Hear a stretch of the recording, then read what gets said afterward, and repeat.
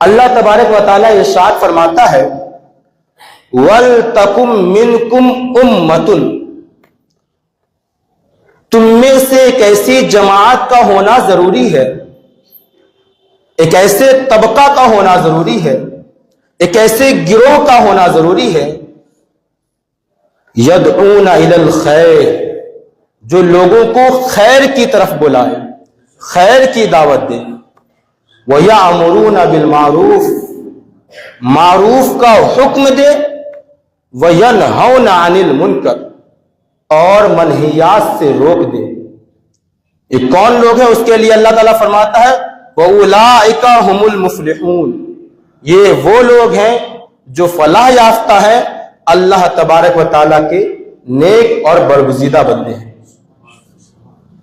اور ایک حدیث پاک ہے جس میں آقا دو عالم صلی اللہ علیہ وسلم ارشاد فرماتے ہیں کہ 7 قسم کے لوگ ایسے ہیں یُذِلُّهُمُ اللَّهُ یوم القیامت فی ظلہ، جنہیں اللہ تبارک و تعالی کل قیامت کے دن اپنے سائے تلے رکھے گا۔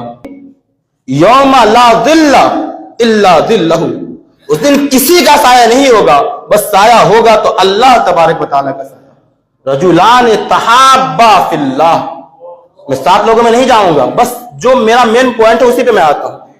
وہ لوگ ہیں جو محبت کرتے ہیں تو اللہ کے لیے محبت کرتے ہیں، اور نفرت کرتے ہیں تو صرف اللہ کے لیے نفرت کرتے ہیں۔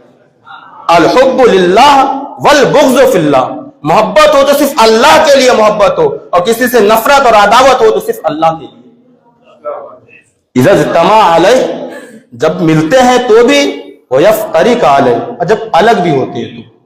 ایک دوسری روایت ہے، سرکار دو عالم صلی اللہ علیہ وسلم ارشاد فرماتے ہیں کہ تم اللہ کی خوشبو کو تلاش کرو، اور جہاں اللہ کی خوشبو مل جائے اسے تھام لو۔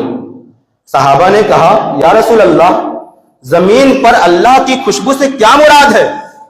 تو اللہ کے رسول صلی اللہ علیہ وسلم نے فرمایا کہ زمین پر اللہ کی خوشبو مشائخ اعظام اور صوفیاء کرام اور اولیاء کرام ہے، جہاں تمہیں مل جائے ان کے دامن کو تھام لو، کبھی گمراہ نہیں ہو سکتے۔ یہ کون ہے؟